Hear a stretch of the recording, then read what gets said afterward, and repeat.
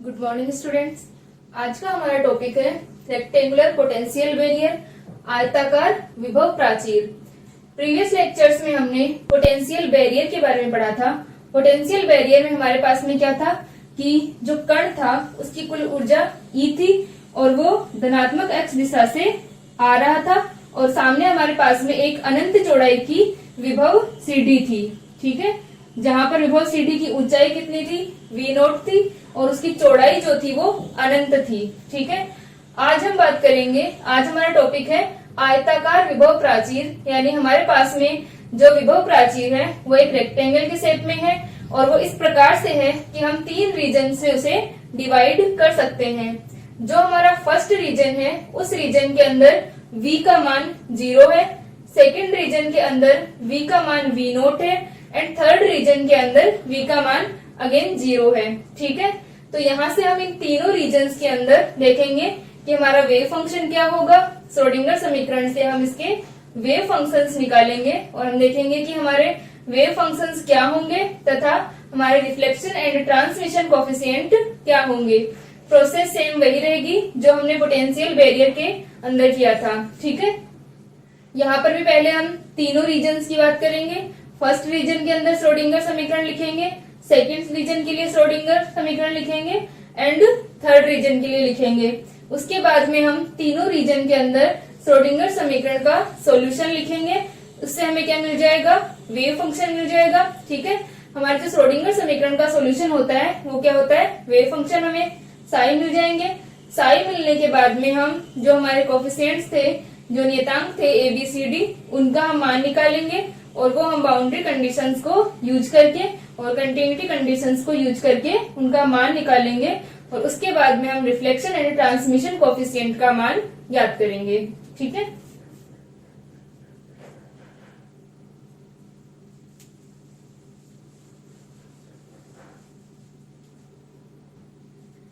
तो सबसे पहले हम कंडीशन लेते हैं कि हमारे पास में क्या है, एक m द्रव्यमान का कण है जिसकी कुल ऊर्जा E है और वो धनात्मक x दिशा की ओर गति करता हुआ आ रहा है। ठीक है, तो यहाँ पर हमें जो हमारा फर्स्ट रीजन है, फर्स्ट रीजन के अंदर क्या है, V का मान 0 है। ठीक है, तो हमें ये नहीं देखना कि कण की जो ऊर्जा है वो V से ज्यादा होगी या कम होगी, क्योंकि यहाँ पर V का मान 0 है। ऐसे ही थर्ड रीजन के अंदर भी V का मान 0 होगा, लेकिन सेकेंड रीजन के अंदर V का कुछ मान है, V 0 नहीं है। इसलिए हमें सेकेंड रीजन के लिए क्या चाहिए होगा, हमें ये देखना होगा कि क्या कण की ऊर्जा इस V0 से ज्यादा है या कम है। तो हम दो कंडीशंस लेंगे, जैसे हमने पोटेंशियल बैरियर के अंदर लिया था, वो पोटेंशियल स्टेप जब हमने किया था उसके अंदर हमने लिया था, उसी प्रकार हम दो कंडीशंस लेंगे। एक हमारी E is less then V0 की होगी और दूसरी हमारी E is greater then V0 की होगी। ठीक है, तो सबसे पहले हम लिखते हैं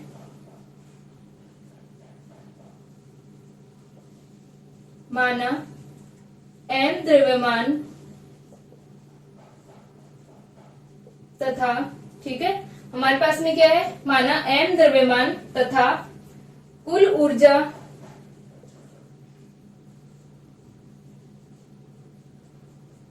E का एक कण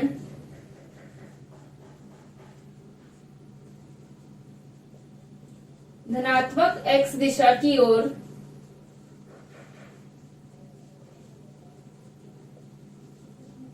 गति करता हुआ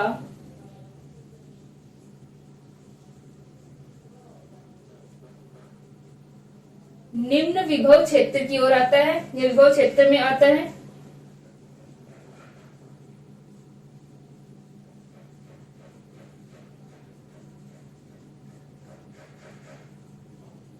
ठीक है, Vx इक्वल टू V0 या Vx इक्वल टू पहले हम लिख लेते हैं 0। ठीक है, अपने पास में क्या है, 3 रीजन है जिसमें फर्स्ट रीजन के अंदर V का मान 0 है, सेकेंड रीजन के अंदर V0 है एंड थर्ड रीजन के अंदर 0 है। ठीक है, तो यहां से क्या हो गया, Vx इक्वल टू 0 जब x इज लेस देन 0, क्षेत्र फर्स्ट। Vx इक्वल टू क्या हो जाएगा, V0 जब x इज ग्रेटर देन 0, नहीं x 0 से a के बीच में है, ये हमारा क्या होगा, क्षेत्र सेकंड। थर्ड अपने पास में होगा Vx इक्वल टू 0 जब x is greater then a। ये अपने पास में आ जाएगा क्षेत्र थर्ड। ठीक है, तो यहां से अपने पास में 3 रीजन हमने लिए हैं। फर्स्ट रीजन के अंदर 0, थर्ड के अंदर 0 एंड सेकंड के अंदर V नोट। ठीक है, तो ये हमारे पास में विभव का मान आ गया। अब हम इन तीनों रीजन्स के लिए श्रोडिंगर समीकरण को लिखते हैं। ठीक है, कि श्रोडिंगर समीकरण क्या होगा। ये हमारा जो इस प्रकार का सिस्टम है जिसके अंदर हमने 0 से a रीजन के अंदर विभव को डिफाइन किया हुआ है, तो क्या होगा, इसे हम आयताकार विभव प्राचीर कहते हैं। ठीक है, रेक्टेंगुलर पोटेंशियल बैरियर। यहां तक लिखें इसे।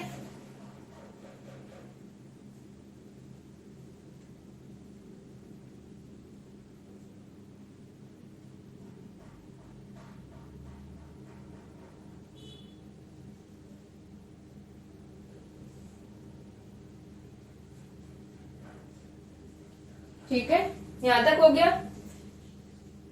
तो क्या हो जाएगा कि उपरोक्त विभव क्षेत्र में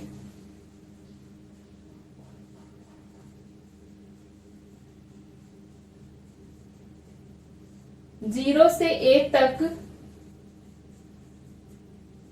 Vx equal to V nought है।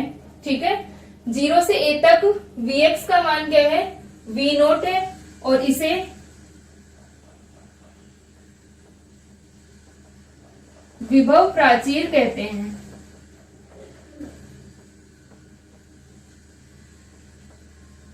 ठीक है, तो यहां से अपने पास में क्या आ गया, इसे हम क्या कहते हैं, विभव प्राचीर कहते हैं। अब हम श्रोडिंगर समीकरण को लिखते हैं इसके लिए।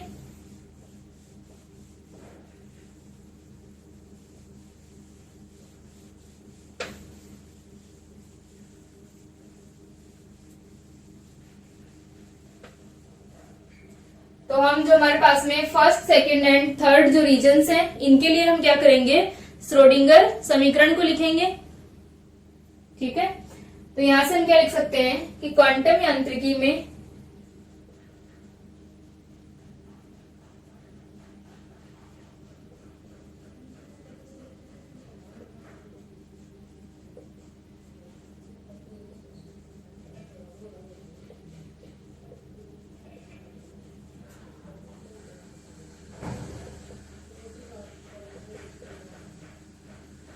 ठीक है, क्वांटम मैकेनिक्स में हम क्या करते हैं कि जो भी हमारे पास में पार्टिकल है उसके मोशन को हम श्रोडिंगर समीकरण के द्वारा व्यक्त करते हैं या श्रोडिंगर समीकरण से लिखते हैं। ठीक है, क्योंकि यहाँ पर क्या होगा, अपने पास में क्वांटम मैकेनिक्स के अंदर पार्टिकल के साथ में एक वेव एसोसिएट होगी, तो हमें ये तरंग यांत्रिकी के अकॉर्डिंग इसका तरंग समीकरण लिखना होगा। ठीक है, तो क्वांटम यांत्रिकी में कण की गति को श्रोडिंगर समीकरण द्वारा व्यक्त करते हैं।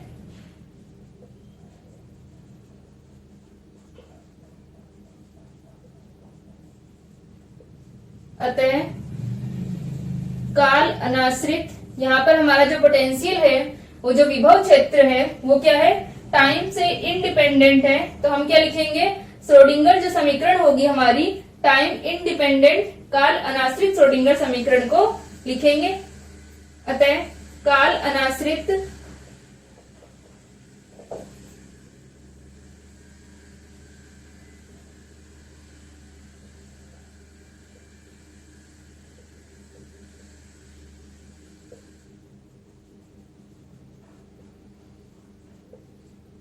ठीक है, ये समीकरण लिखने पर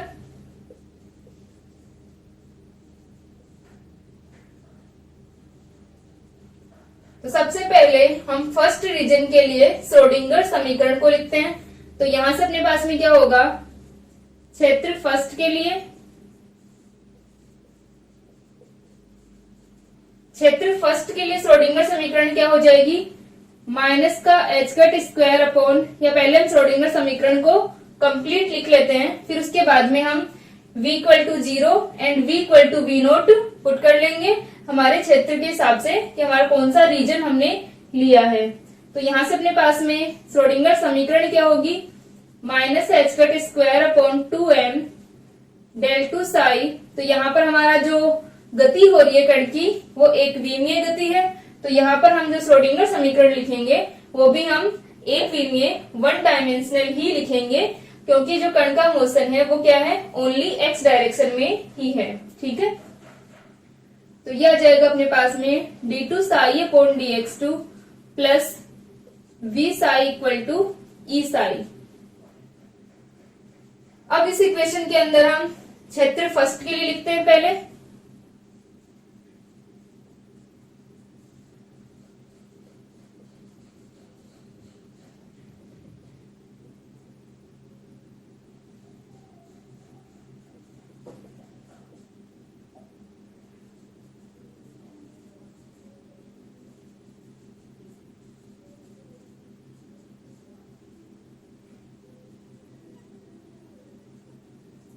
इसे हम साई फर्स्ट से डिनोट कर रहे हैं, equal to E psi first. ठीक है, तो यहां से अपने पास में क्या आ गया, माइनस का h cut square upon 2m d two psi first by d x two equal to E psi first. ठीक है,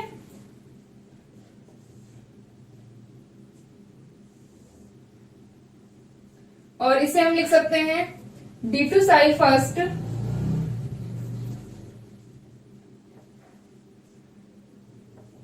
upon d x two plus का 2m E upon h cut square equal to 0। ठीक है, साथ में Sai first भी आ जाएगा। तो यहां से अपने पास में क्या आ गया, d two psi first upon d x two plus का 2m E upon h cut square psi first equal to 0। इसे हम इक्वेशन नंबर 2 दे देते हैं एंड इक्वेशन नंबर फर्स्ट हम इसे श्रोडिंगर समीकरण को दे देते हैं। तो यहां से अपने पास में क्या आ गया, रीजन फर्स्ट के लिए आ गया d two psi first upon d x two plus का 2m E upon h cut square psi first equal to 0। Same इसी तरीके से अपने लिए किसके लिए आ जाएगा, अपने पास में थर्ड रीजन के लिए, क्योंकि थर्ड रीजन के अंदर भी v का मान 0 है। तो सेम इक्वेशन हमारे पास में थर्ड रीजन के लिए रहेगी। तो हम लिख सकते हैं इसी प्रकार क्षेत्र थर्ड के लिए,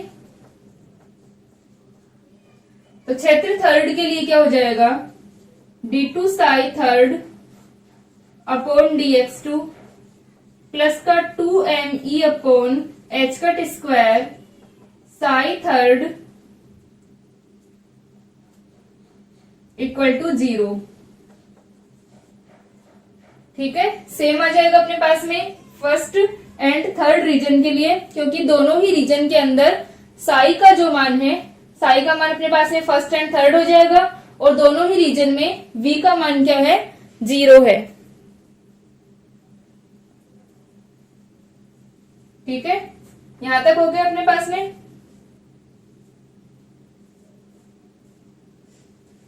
तो ये अपने पास में क्या आ गया, d two psi third upon d x two. अब हम क्या करते हैं, दोनों जो हमारी इक्वेशन है सेकंड एंड थर्ड, इनके लिए हम सॉल्यूशन लिखते हैं, श्रोडिंगर समीकरण के हल लिखते हैं।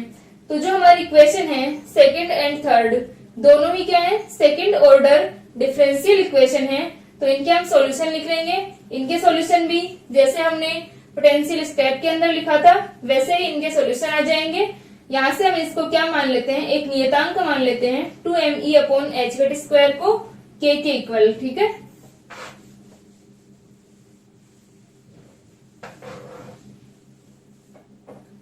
तो हम लिख लेते हैं माना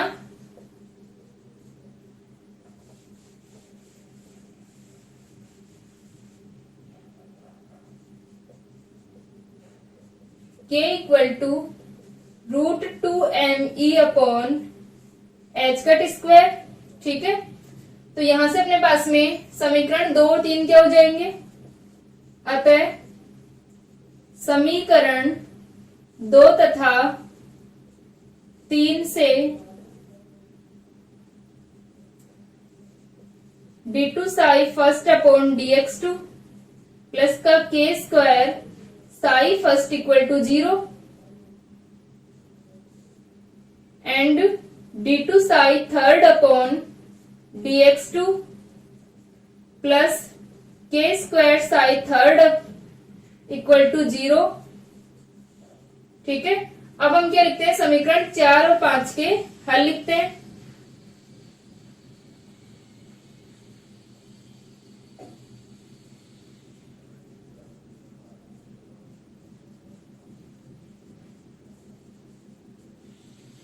तो सिंपल समीकरण और 4 और 5 क्या है, हमारी सेकेंड ऑर्डर डिफरेंशियल इक्वेशन है।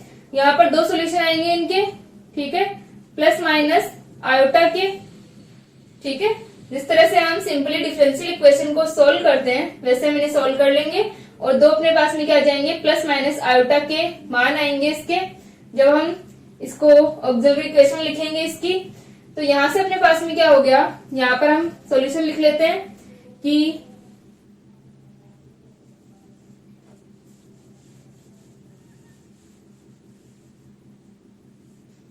ठीक है, इनको कैसे सॉल्व करेंगे, ये d square psi first plus का k square psi first equal to 0 है, तो यहां से हमने d square plus k square equal to 0। ठीक है, यहां से अपने पास में आ जाएगा D equal to plus minus iota के, या इसकी जगह हम क्या रख लेंगे, एम स्क्वायर। तो ये आ जाएगा अपने पास में m equal to plus minus iota k. तो इसके सोल्यूशन क्या हो गए, ए ई की पावर प्लस का iota k x plus B E की पावर माइनस का आयोटा के एक्स। इसी प्रकार अपने पास में फिफ्थ इक्वेशन का सॉल्यूशन आ जाएगा। तो समीकरण 4 तथा 5 के हल लिखने पर साई फर्स्ट इक्वल टू आ गया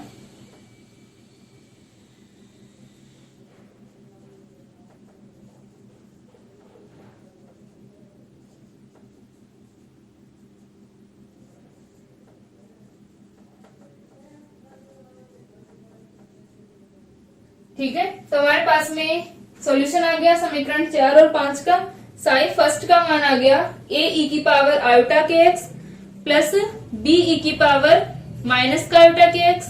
ठीक है, और साई थर्ड एक्स अपने पास में सी ई की power iota k x plus D E की पावर माइनस का आयोटा के एक्स। ठीक है,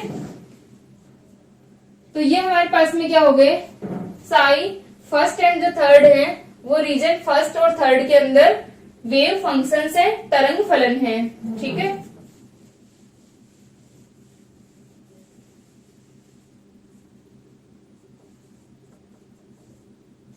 तो यहां से अपने पास में हो गया साई फर्स्ट तथा साई थर्ड क्षेत्र फर्स्ट तथा थर्ड में तरंग फलन है।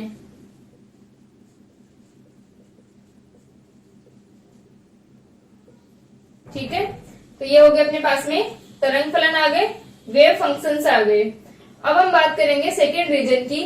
ठीक है, कि सेकेंड रीजन के अंदर जो हमारा वेव फंक्शन होगा वो क्या होगा। लेकिन इससे पहले हम देखते हैं कि जो हमारे पास में Sai first and Sai third आए हैं, क्या वो एक्सेप्टेबल वेव फंक्शन है। ठीक है, क्या हमारे पास में इस तरीके का वेव फंक्शन हमें मिल सकता है। ठीक है, तो जिस तरह से हमने पोटेंशियल वेरियर के अंदर किया था, क्या हो जाएगा कि जो साई फर्स्ट है हमारा, वो दो समतल जो तरंगे हैं उनका अध्यारोपण है। एक हमारी क्या है, ए ई की पावर आयोटा के एक्स, जो कि प्लस एक्स की ओर गतिमान तरंग को बता रही है और उसका जो आयाम है वो कितना है, ए है। ठीक है, ये हमारे पास में क्या है, पॉजिटिव एक्स डायरेक्शन की ओर जाने वाली वेव, और उसका जो वेव का जो एम्पलीट्यूड होगा वो कितना हो जाएगा, ए हो जाएगा। और जो हमारे पास में बी ई की पावर माइनस का आयोटा के एक्स है, वो नेगेटिव की ओर जाने वाली तरंग को रिप्रेजेंट कर रहा है, और इसका जो आयाम होगा वो कितना है, बी है। तो जब हम क्षेत्र फर्स्ट की बात करें,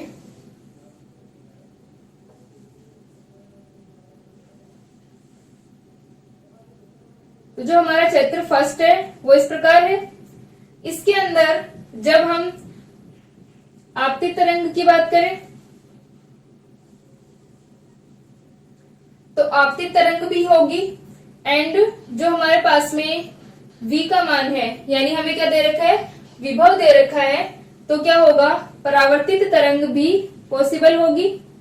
ठीक है, तो यहां से प्लस एक्स दिशा में और माइनस एक्स दिशा में दोनों ही दिशा में तरंग पॉसिबल है। तो यहां से क्या हो गया कि ए ई की power iota k x plus B E की पावर माइनस का आयोटा के एक्स दोनों ही पॉसिबल वेव फंक्शंस अपने पास में होंगे। ठीक है, क्योंकि यहाँ पर आपतन और परावर्तन दोनों होगा। तो हम बात करें क्षेत्र फर्स्ट के लिए, तो क्या हो जाएगा, क्षेत्र फर्स्ट में जब क्या है x इज लेस देन 0, तो क्षेत्र फर्स्ट में Sai first equal to A E की power iota k x plus B E की power minus iota k x में प्रथम पद आपतित तरंग जिसका आयाम a है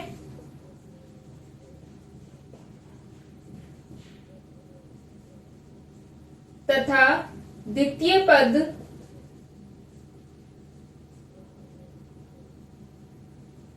परावर्तित तरंग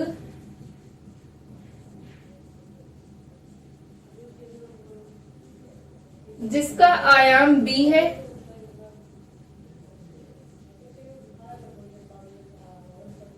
को व्यक्त करता है। ठीक है, तो यहां से अपने पास में क्या हो गया, प्रथम पद आपतित तरंग जिसका आयाम a है तथा द्वितीय पद परावर्तित तरंग जिसका आयाम b है को व्यक्त करते हैं। ठीक है, तथा क्षेत्र फर्स्ट में क्या हो जाएगा, दोनों ही प्रकार की हमारी तरंगे पॉसिबल होंगी, आपतित भी और परावर्तित भी। ठीक है, तो क्षेत्र फर्स्ट में आपतित व परावर्तित दोनों तरंगे संभव हैं।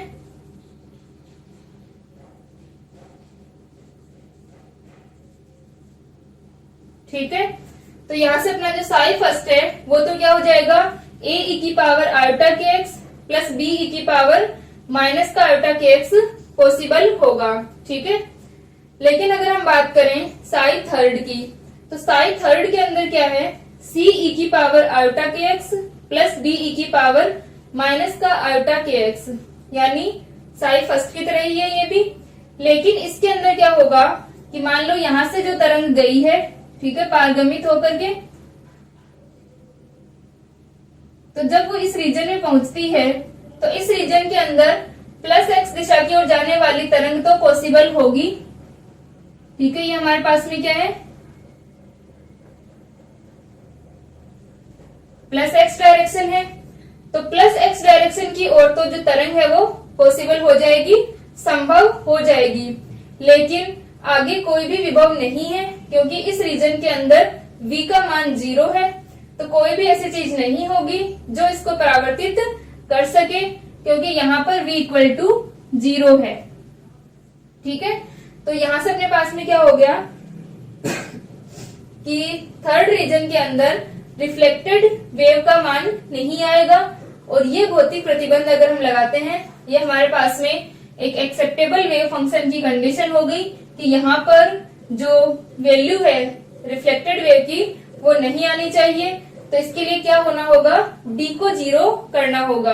ठीक है, यानी हमारा जो नियतांक d है वो 0 होगा। तो यहां से अपने पास में क्या आ गया कि जो हमारा साई थर्ड है इसमें d का मान 0 होगा, तो Sai third only c e की पावर आयोटा के एक्स ही रहेगा। ठीक है, इसे यहां तक लिखें।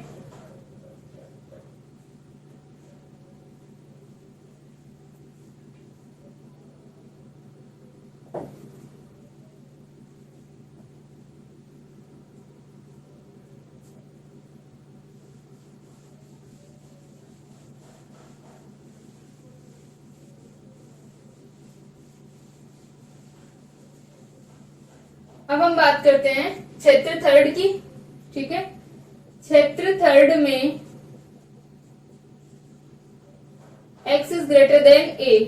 ठीक है, तो x is greater then a यानी हमारा जो रीजन थर्ड है इसके अंदर क्या होगा, क्षेत्र थर्ड में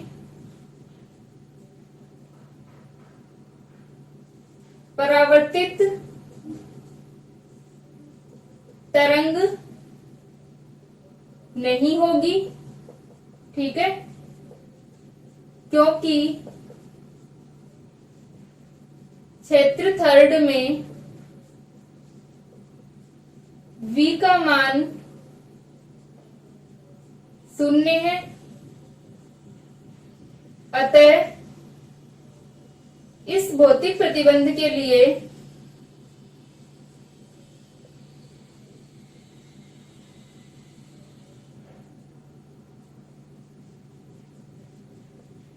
क्या होगा, d इक्वल टू 0 होगा।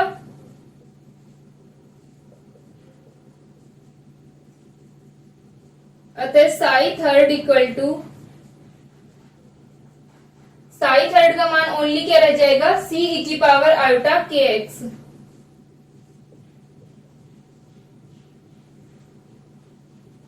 तो जो साई सेकेंड हमने द्वारा हमारे पास में साई सेकेंड ये आ गया, साई थर्ड का मान अब ये रहेगा, हम इसे इक्वेशन नंबर 8 दे देते हैं। ठीक है, तो ये हमारे psi first and psi second आ गए। अब हम बात करते हैं रीजन सेकेंड की। ठीक है, फर्स्ट और थर्ड अपने पास में आ गए, अब हम सेकेंड की बात करेंगे।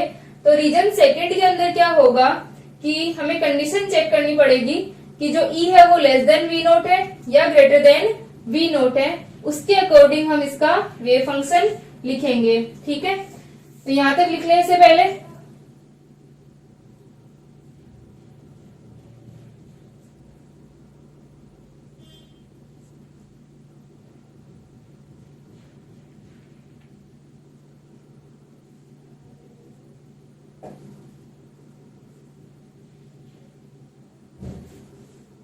ठीक है, यहां तक हो गया। अब हम लिखते हैं क्षेत्र सेकंड के लिए, रीजन सेकंड के लिए। ठीक है, कि रीजन सेकंड के लिए अपने पास में वेव फंक्शन किस प्रकार आता है।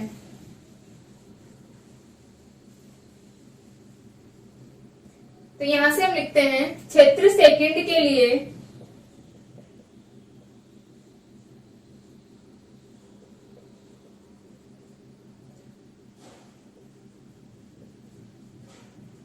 Vx equal to V nought है, अतः तरंग फलन का मान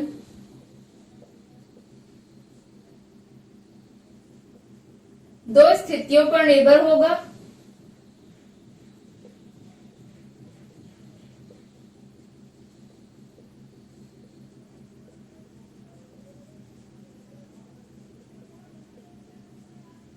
फर्स्ट हमारे पास में क्या हो जाएगा, E is less than V nought, and second हमारे पास में क्या होगा, E is greater than V note.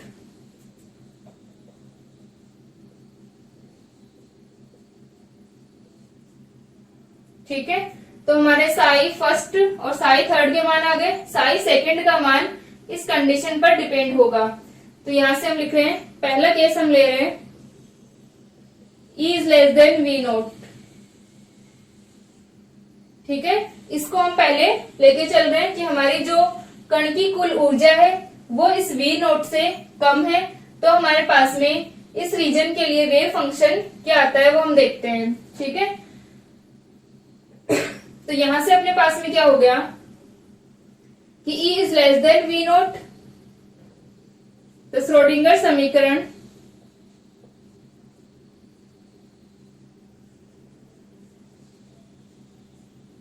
एक में मान रखने पर, ठीक है, हमारी श्रोडिंगर समीकरण क्या थी, minus h cut square upon 2m d2 psi second upon dx2 plus का v साई था, तो यहां से आ जाएगा v nought psi equal to e psi.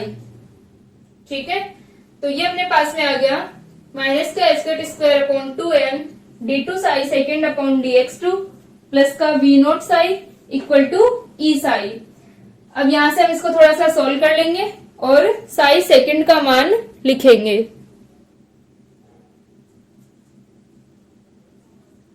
ठीक है, यहां तक हो गया। अब हम साई सेकंड के लिए इसको सॉल्व करते हैं। यहां पर भी सेकंड लिख लो। तो साई सेकंड के लिए जब हम इसे सॉल्व करते हैं तो क्या हो जाएगा,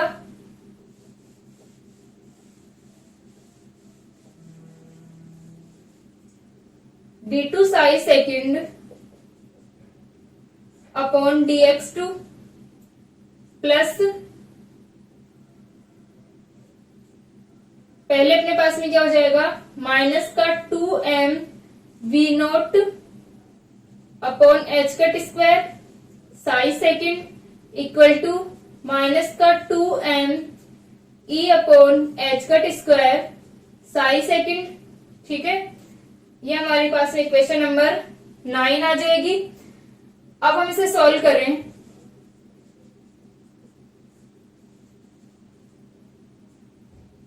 माइनस का 2m v0 h upon h cut square, और जब हम e को इधर लेके आएंगे तो वो क्या होगा, प्लस होगा। लेकिन हमारे पास में जो e है वो क्या है, लेस देन v0 है। ठीक है, तो जो नियतांक हम मानेंगे वो एक वास्तविक नियतांक होगा। इसके लिए हम क्या करते हैं, e माइनस v0 नहीं लिखेंगे, v0 माइनस e लिखेंगे। ठीक है, तो यहां से हम लिख लेते हैं 2m upon h cut square v0 minus e psi second equal to 0। ये अपने पास में कैसे आया, क्योंकि जब हम 2me अपॉन h कट को इधर लेके आएंगे तो ये पॉजिटिव रहेगा। इसको अपन ओपन करते हैं तो क्या हो गया, माइनस का 2m v0 upon h cut square और minus minus plus 2me upon h cut square. ठीक है, तो यहां से अपने पास में क्या आया कि जो v0 माइनस e हमने लिखा है वो क्यों लिखा है, क्योंकि हमारा v0 बड़ा है और e का मान कम है। ठीक है, तो यहाँ पर अपन एक वास्तविक स्थिरांक लेते हैं। ठीक है, जैसे हमने इनके अंदर k को लिया था, इसी प्रकार हम यहाँ पर क्या ले लेते हैं, अल्फा को ले लेते हैं। ठीक है, तो d2 psi second upon dx2 minus alpha square psi second equal to 0, जहां alpha equal to √2m v0 minus e upon h cut square एक वास्तविक स्थिरांक है।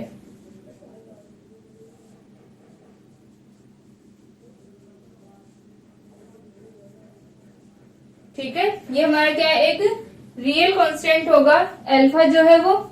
तो यहाँ पर हम v0 माइनस ई ले रहे हैं इसीलिए, क्योंकि रूट के अंदर आयोटा नहीं आना चाहिए। तो यहां से अपने पास में अल्फा का मान आ गया। हम साई सेकंड का सॉल्यूशन लिख सकते हैं।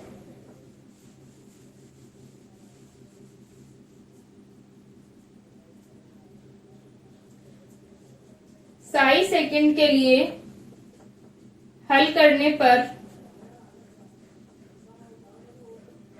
या उपरोक्त समीकरण से साई सेकंड का मान लिखने पर क्या आ जाएगा अपने पास में, साई सेकंड इक्वल टू, हमने ए बी सी और डी मान लिए थे, यहां पर हम एफ और जी ले लेते हैं।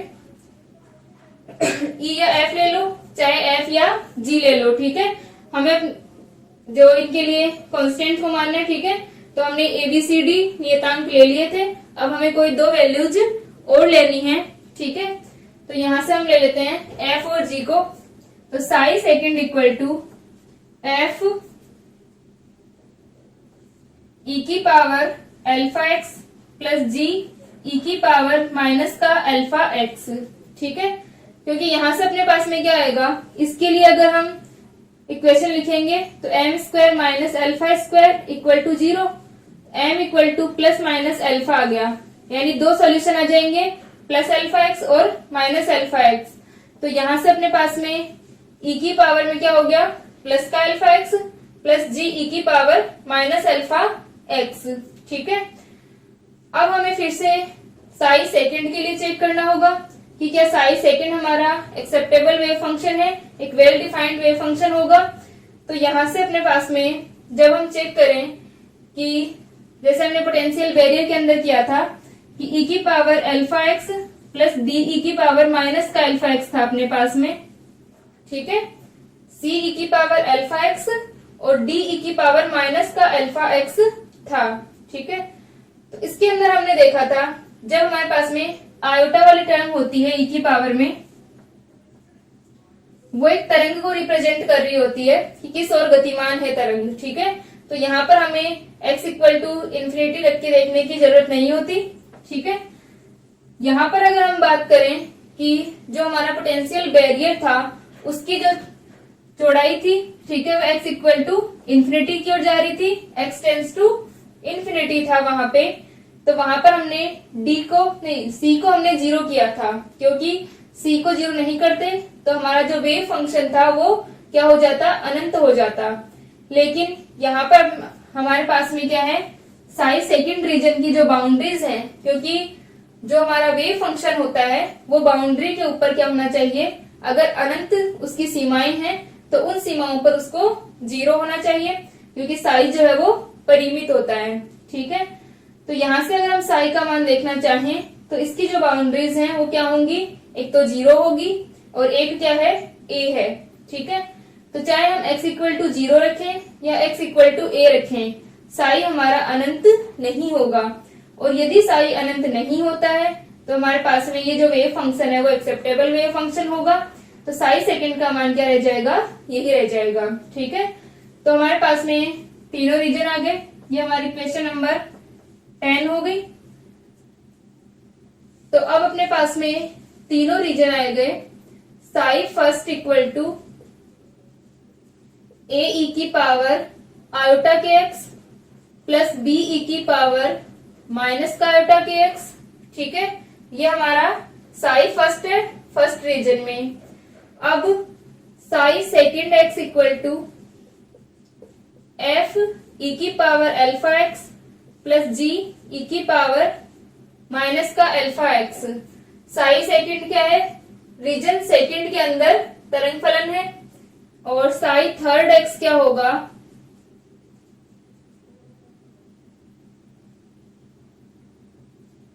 साई थर्ड के अंदर हमारे पास में क्या था, सी ई की power iota k x plus D E की पावर माइनस का आयोटा के एक्स। तो हमने डी को 0 किया था, तो सी ई की पावर आयोटा के एक्स।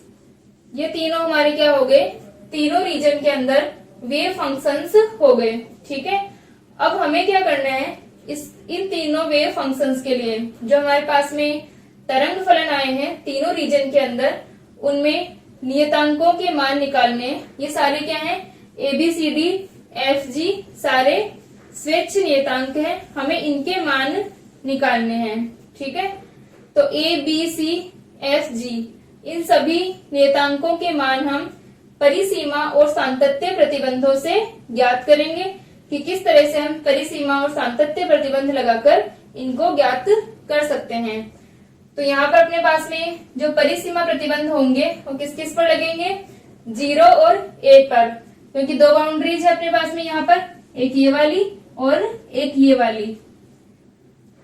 तो यहाँ पर हम प्रतिबंधों को लगाएंगे और चेक करेंगे, उसके बाद में हम इन नियतांकों के मान निकालेंगे, ठीक है। तो नेक्स्ट लेक्चर के अंदर हम इनको सॉल्व करते हैं और ए बी एफ जी और सी जो हमारे पास में जितने भी नियतांक है इन सबके मान ज्ञात करेंगे, ठीक है। इसे यहाँ तक कर लें।